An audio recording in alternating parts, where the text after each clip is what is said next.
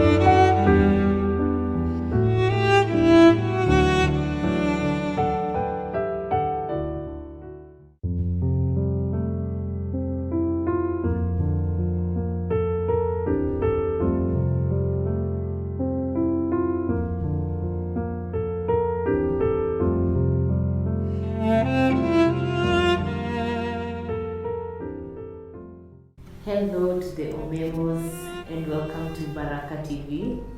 We're so glad to have you here and to share in your love and your story.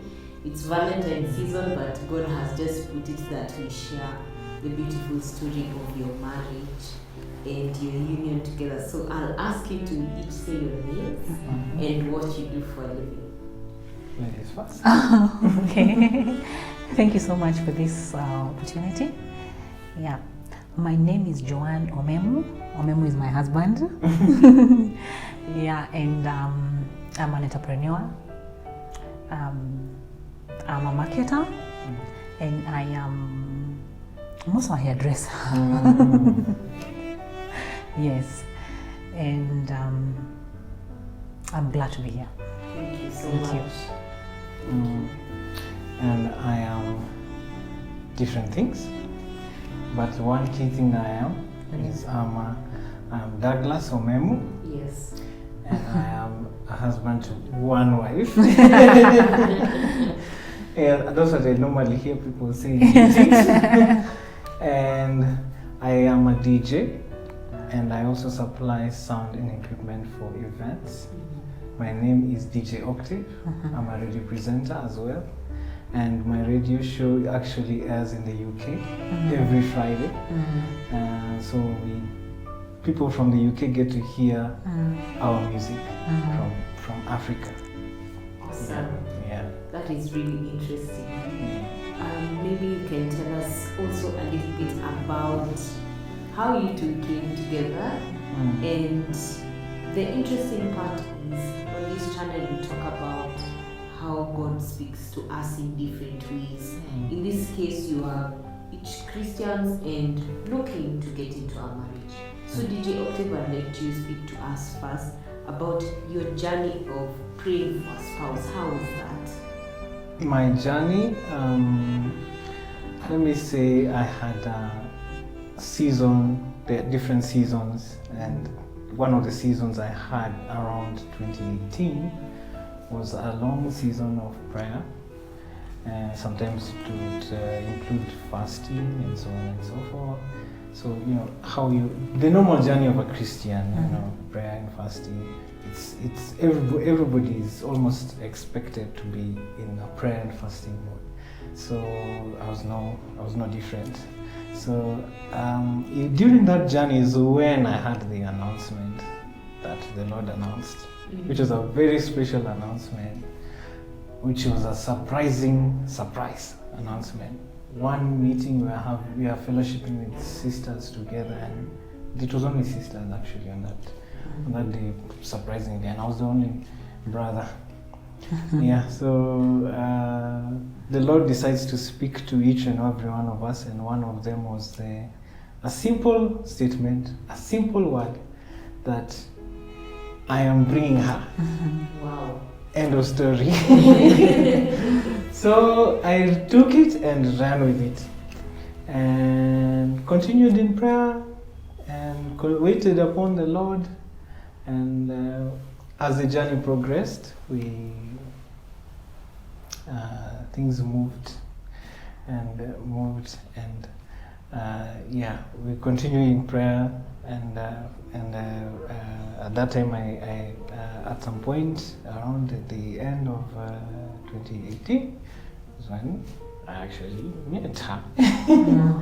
Yeah, for the first time. But it was not like, you know how people say, love at first sight. No, it wasn't like that. It was just, we just saw each other. And it was just as simple as that. And so, you know, because we were actually in a committee of our mutual friend who was having a wedding. Yeah. So we began to speak and to talk, and it was a good thing. Yeah. Awesome. So as DJ Octave is praying and fasting, I'm sure there were some things you were also thinking of about what you wanted in a man, Joan. You can just share with us what was in your mind about the man you were asking God for. What did you want? All right. I think as I'm not different from many Christians, ladies, we have a very big list for what you want in a man. But I think mine wasn't very big because as I was growing older, I just realized that some things like height, color, that doesn't really matter. Yeah. So I started praying for a husband who is godly, a man who is after God's heart, a man who is born again. I am so much attracted by a man who loves God. And so I had some non-negotiables, like I prayed God to give me a man who is born again, as I said, and I wasn't compromising on values and standards and all that, because I wanted a man who you're going to read the word together and pray together and just have a godly family. Yeah. So I met so many guys that look like suitors. You know what I mean? Yeah, on the outside, they look like potential candidates, like for real. But then when you get to know them, with time, you realize that they're not the ones. Yeah, I don't know how you can explain how you know they are not the one, but you just know because you have those things that are non-negotiable, and you have spoken to God to that about that, and knowing that God is God who gives you the desires of your heart, and He's not a man that He can lie. So I was very sure and convinced that I had not met them also. So met him. So my journey of prayer was I started praying when I was a little bit younger. Maybe when I was 25 years old, I can say that. And then I just continued praying and praying for my spouse and just telling God the things that I need in a man. And sure to His word, although I waited a little bit, I am not young. I'm not in my 20s. I waited a little bit, but I did not give up. I did not give up because the Lord kept reminding me that if He has done for me so many things in my past, what is this that He will not do it? So I kept the hope alive, and I kept trusting on God.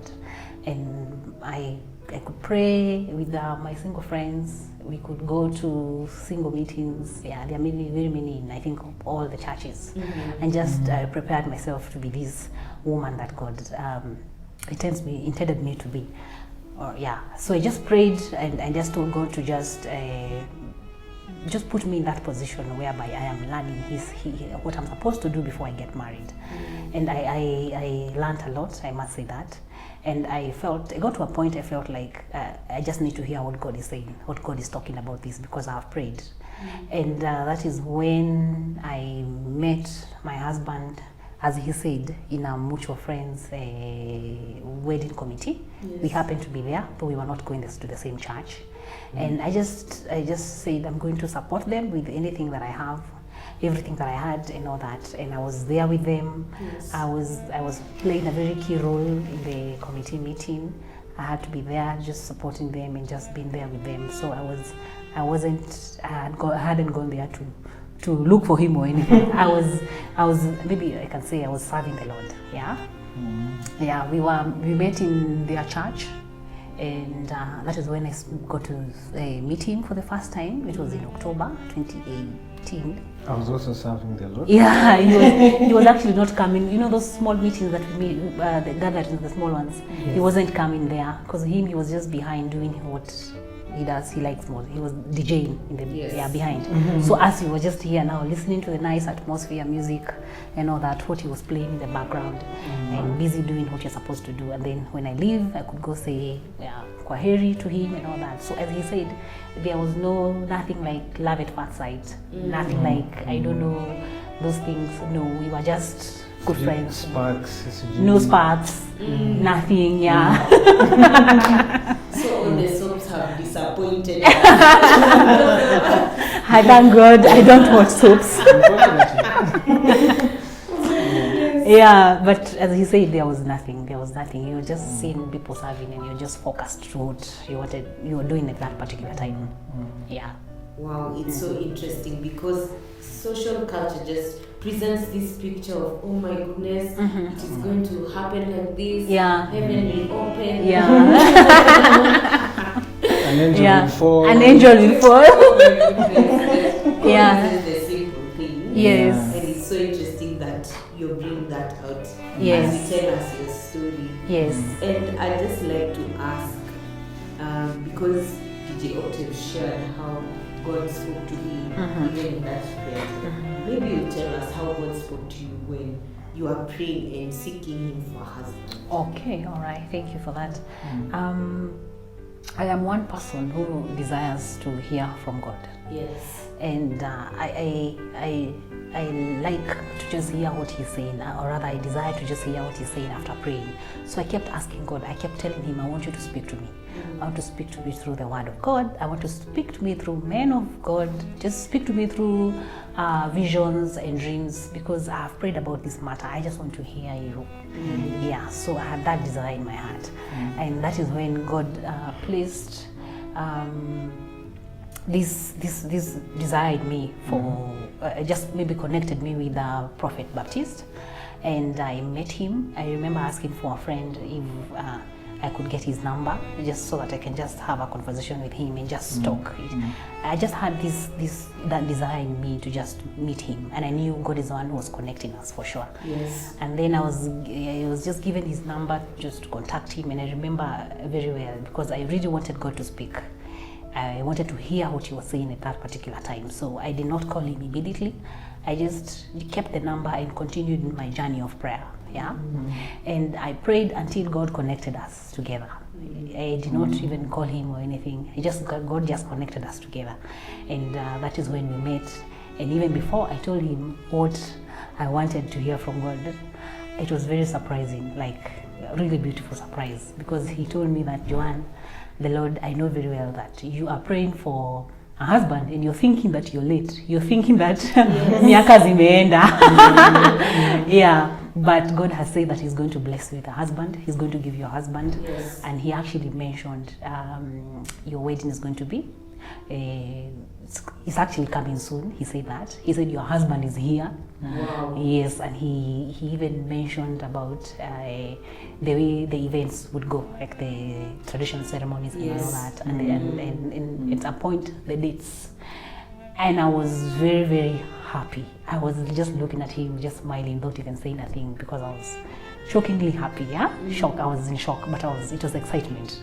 And when he was speaking to me, that he was in a mood of prayer. He was just praying and speaking in tongues and all that. Yeah. And that was it.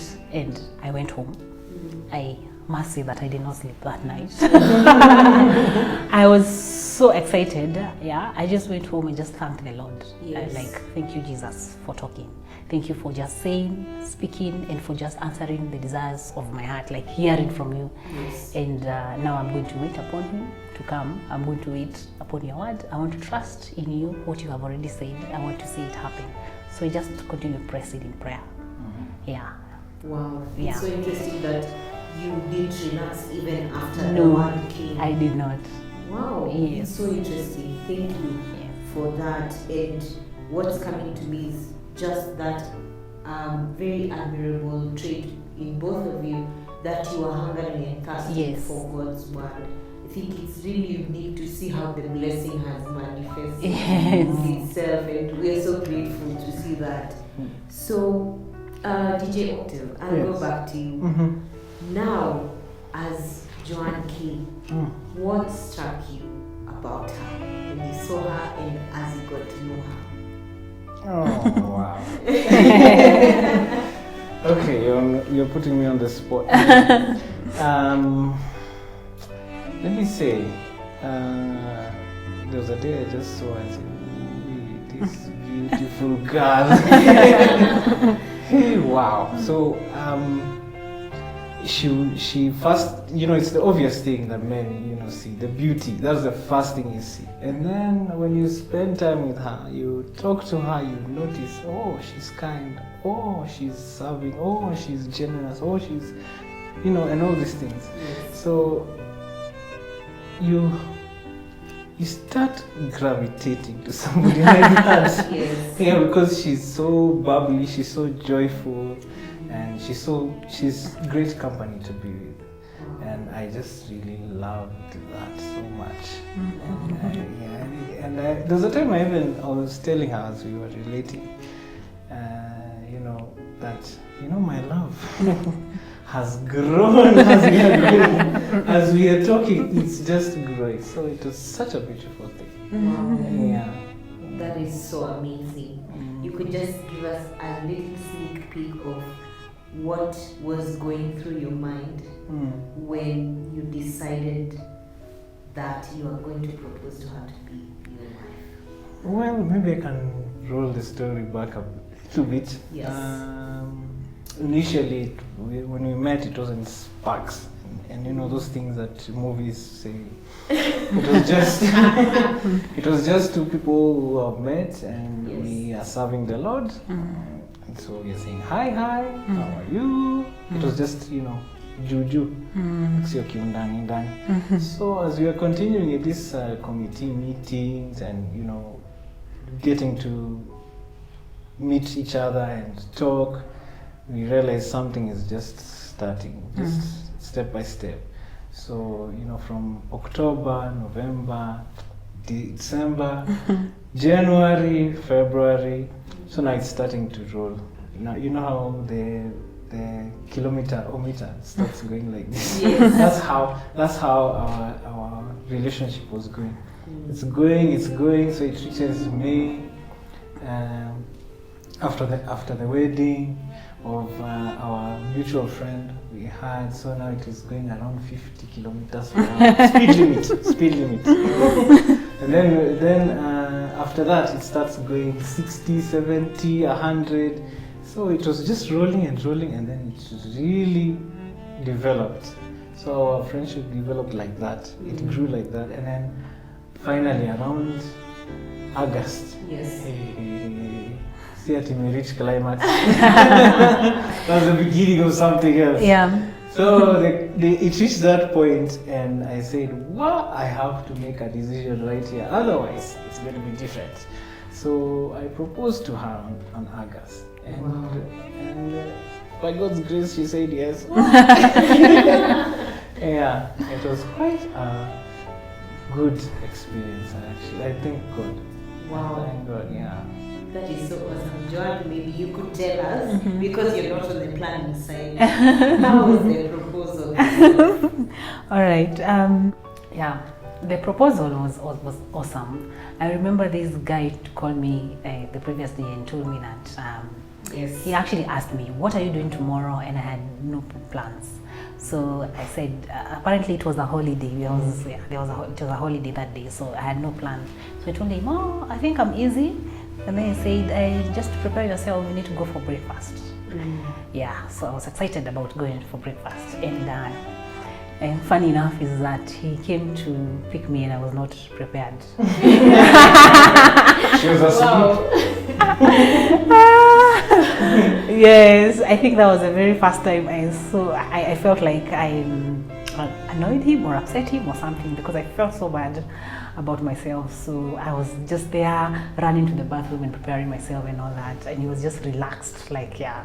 He's a guy who relaxes, and you can't even know when he's annoyed or something. He just relaxes. Yeah, so I'm just there, did everything very quickly, and we were late for breakfast. But, well, so we went for breakfast, and it was a bit late, but we still had our breakfast, and then we just started chatting and talking. That is what we used to love most. I think up to date, we still love talking. Yeah. Yes. So we just started talking, and conversations went deeper and deeper and deeper. And I was here wondering, okay, is this the moment? What's happening? You know, there's a way you just sense these conversations, they are not the conversations that you're used to. Yeah. Yes. They are actually serious conversations, Yes, which you've never had with someone in the past. And yeah, so I felt like, wow, I think I like this person more and more and more. And he was just pouring his heart, telling me about his family, his background, experiences when he was growing up. And I felt that was very personal, and I actually felt very, very special because he was telling me about all these things. Yeah. Yes. So we shared a lot until lunchtime. Yeah. He found us there in the hotel, so we had our lunch.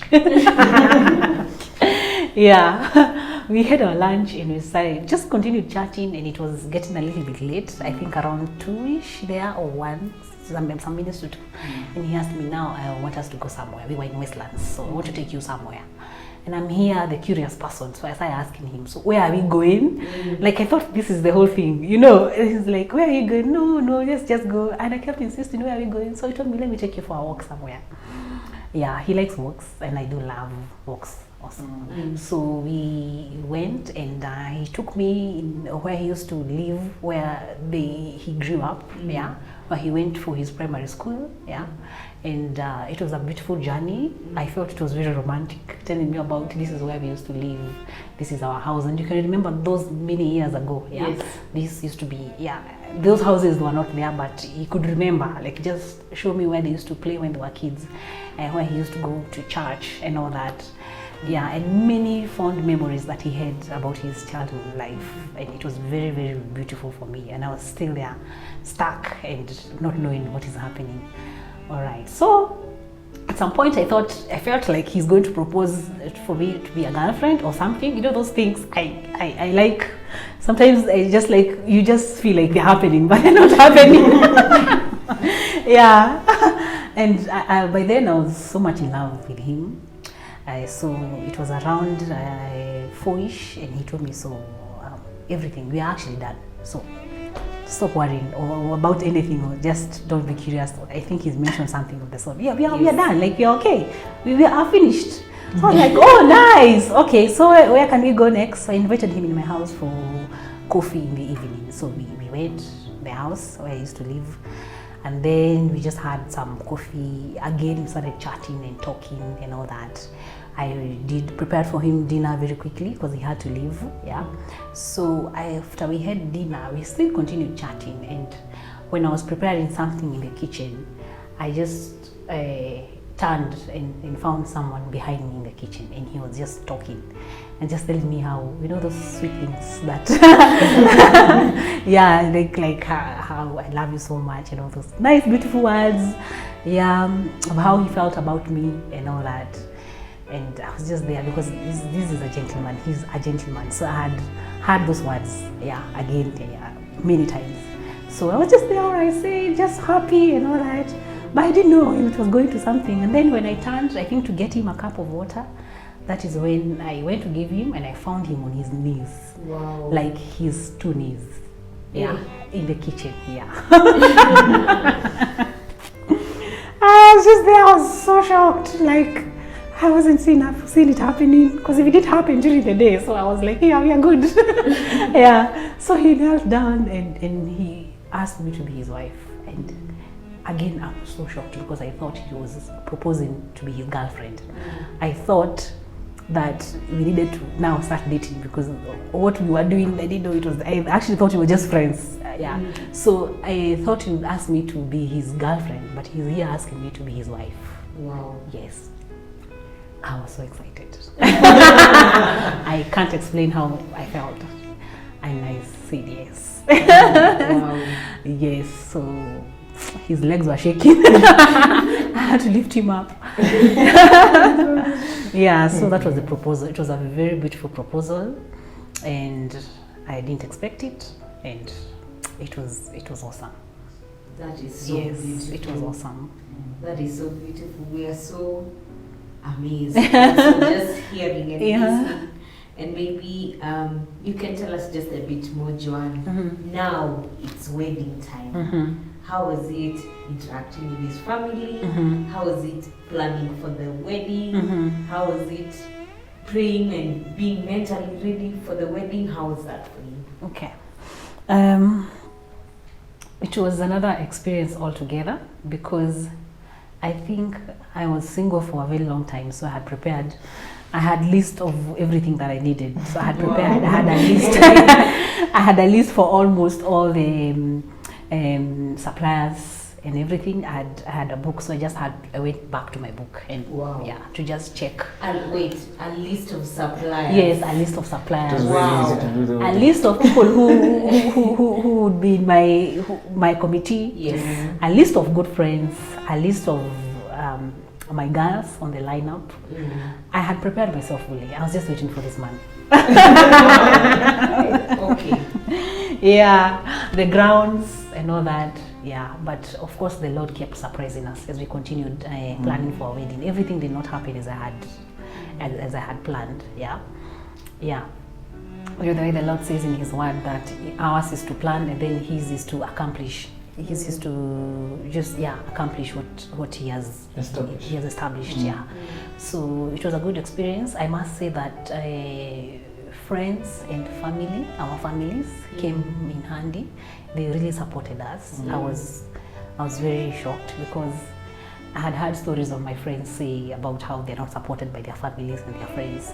But for us, we had a lot of grace. Yes. Yeah, we did not struggle. In fact, our friends came supporting us and asking us literally like, how can we help? Yeah, so we saw God hand come in handy, and we saw Him literally. We even were very fortunate to have a friend of ours who sacrificed to just plan our wedding, like our wedding planner. That's what she does for a living. She's our wedding planner. So she just said, I am going to plan your wedding when you guys are at your comfort zone. I'm just going to plan it. I'll just do it for you and I'm not going to charge you a thing. In fact, I'm the one who asked her, like, how much are we giving you? No, we didn't have money because these guys asked, he said, I'm going to marry you in December, you know. Wow. Yeah. So we didn't have finances that we had kept aside preparing for this wedding or something. Yeah. So I just kept asking him, how are we going to do this? We don't have money. Why can't we just take this thing maybe next year or something? He said, God, he kept telling me that God is going to provide. He's a man of faith. Yeah. God is going to provide. So I just had to, believe that God is going to provide. Yes. So see now, this friend of ours came and supported us like that. So we planned our wedding very quickly. Our families were very supportive, especially our parents were very, very, very supportive. And I would say it was my wedding, my dream wedding. Yes. Wow. Everything I wanted, I had ever dreamt, God actually accomplished, and even more. Wow. Yes, it was a very beautiful wedding. And everything was awesome. The food, the suppliers, there's none that disappointed us. Yeah. Yeah, everything was on time. And it was just a good experience. So we didn't hustle about it. I think when you put God in everything, when you put Him first, when you acknowledge that He's the one and just surrender everything unto Him, like God, mimi nimekuachia. You're the one who spoke about this and you're sure for sure that He's the one who spoke about this, He's the one who ordained this. You are sure with no doubt in your heart that He's going to make everything happen. So even the words, I like this word in Romans that says everything happens for good, for those who love God and are called according to His purpose. Wow. So I kept standing on that word. Yes. Yeah. That is so amazing. Yeah. Did your Octaval ask you, how was it for you seeing that prayer? Just seeing the transition between prayer and fasting days and the wedding itself. How was that? Every day was a surprise after surprise after surprise. from the beginning, actually, when I actually proposed, in my mind I was thinking, oh, she's going to say, let's take some time, let's do, those things. To my surprise, and I was fully aware of the decision I was making. I was not just throwing the dice, trying to test the waters or something like that. Yes. I was fully aware, and I was fully knowing what I was doing. Yes. And I was ready for any direction we were going to go. And to my surprise, because it was a surprise, because it was not something I expected. Yes. Yeah, I was thinking she would say, let's slow down. But she said yes. And I was ready for that yes. But I was shaking. Yeah, so it was a surprise. At the same time, it was what I wanted. At the same time, it's just Mixed reactions. Yes. And so after that proposal, I think I stayed for 1 or 2 days, like, okay, this is really a yes, this is really a yes, okay, so we continue, and we are now engaged. Wow, okay, so I started thinking, okay, now the next thing is to introduce her to family and so on and so forth. So that's what we did. That was the next thing, and then we also went through the traditional weddings. I mean, is it traditional wedding, traditional ceremony? I don't know. Yes. Rorashio. Hers was Rorashio. Mine was, I don't remember the name. Yeah, but it was, we both, our family visited her family, and her family visited our family. So it was a very interesting. It was after the second visit, it's like we just needed a pastor. We just get married and the whole thing is done. Yes. Yeah. But then we had to wait a little bit, because it was in a span of between August when I proposed and December, the wedding date. Yeah, so it was a glorious time. Yeah. Every day, miracle after miracle. Things were just flowing, and it was because it's because of the Lord. Yeah. Yeah, the Lord just did mighty work in our lives. Yeah. That is so wonderful when we experience the grace of God and we're able to share that testimony with others. I'd just like us to get into a session of encouragement where we will encourage those who are viewing this video, and probably there are some people who don't believe in love anymore. Others have prayed and maybe God has spoken to them, but the promise has not manifested yet. So Joan, I'll start with you. What word do you have for that young lady or that young man who is waiting on God? Okay. Wow. I just want to tell someone maybe who is in the verge of giving up, or wants to give up, or maybe have already given up, that love is for real. There are still good men out there. Yeah. I would just urge you to just trust on God, to just pray and believe that God is hearing your prayer. Because what I keep saying since I was a young girl is that there's no dustbin for prayers in heaven. Yeah. God hears our every little prayer, and he actually he says in his word that his promises are yes and amen. We just need to keep the faith and to keep the hope and to stand on his word, because he is not a man that he can lie. He is there for us and he hears us. And what I would like to just tell everyone who has given up or in the verge of giving up is that the desire to hear from God, I always have the desire to hear from God, and I just want to hear him, and he actually talks. He speaks to us. He speaks to us. You just need to tell him that, speak to me. He actually speaks to us. And maybe that is what I would just advise you, that God speaks, he hears our prayers, and he answers them. As long as we are aligned in his will and we are obedient to his word, we should not give up on that. Because again, as he says in his word in Jeremiah 29 verse 11, that he has got good plans for us. Yes. Plans to prosper us, plans to give us a future and a hope. So let's not give up on anything. Those people who are trusting God. Maybe just to give a small story about what happened in our wedding. Things happened very quickly. Yes. We met and we just wedded very quickly. It was not in my mind that we were getting married anytime last year, because at the beginning of last year, I had not found him, and you can imagine what God did. You know, when He says in His Word that 1,000 days are it's like one day to Him. It is exactly that. Mm-hmm. Yeah, He can do things within a span of an eye, within a twinkle of an eye, and they are surprised and wondering, what is this? But let's just wait on Him, because God is for real and He hears our prayers without giving up. Don't give up on anything. Don't give up on your family. Don't give up on your relationships.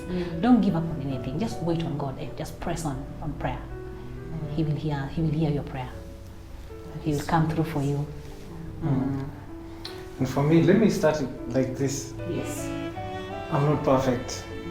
I sometimes make mistakes. Sometimes I do something that, I have to ask God for forgiveness. So I'm just like anybody else. Let me say, I'm not Jesus. But when I heard what the Lord said, I just made up my mind that because of this is what the Lord has said, and His promises are yes and amen, as you've heard already. I just said, yeah, it's going to happen. I don't know when it's going to happen. I don't know how it's going to happen. I don't know who is going to be. But I just said, okay, you have said it, and that's it. So I made it simple for myself. Maybe that's why God didn't give me details. This guy believes. You had to get the details. Yeah. So I it just settled in my mind that's going to happen. And actually, along the way, by the way, before I even continue, because God does not break His covenant. He says, my covenant will I not break, neither will I alter the thing that goes out of my lips. Yes. So that is a very powerful thing to remember always. So if He has said it, no matter how long it takes, it's going to happen. In fact, is it Habakkuk 2 which says, when you see the vision, you write it down. Make it plain on tablets. Make it plain on tablets, somebody can run with it. Though it may tarry, you may wait for a little bit, it is surely going to come to pass. So the vision of writing for my wedding list. Yeah, that happened. And for me, I've not even mentioned that I had a long list of things that she actually, God put everything I wrote, even the ones I didn't write. There she is. So, I'm so much thankful to God, and I give Him glory for that. And sometimes during the waiting period, you can, especially when you've had a word from the Lord, the devil will send a guarantee. Will send a counterfeit. And that's what happened to me as well. But by the grace of God, I didn't go through the counterfeit. I didn't go the counterfeit. Yes. So, and this calls for discernment. When the word of God is spoken, then you ask the Lord, is this the one? Is this? Yeah, and if He says no, don't go. Yes. Because sometimes the counterfeit can be so close to the real thing. Yeah. Have you ever seen Sony and Scony in the same shelf? So that's like they look alike, they look the same, they work together, but now when you take it home, that's when it will be an issue. So trust in the Lord with all your heart. It's so interesting that we are closing on this end. Trust in the Lord with all your heart. Lean not on your own understanding. In all your ways, acknowledge Him, and He will direct your paths. And we just want to celebrate that God directed your paths to each other, and now He's using your marriage even today to speak to people. So we bless you here at Baraka TV, that you may receive the blessings of God, and that we will continue to hear from you and see God's prosperity on your life and blessings on your life and development in your life. Amen. Thank you so much. Thank you too.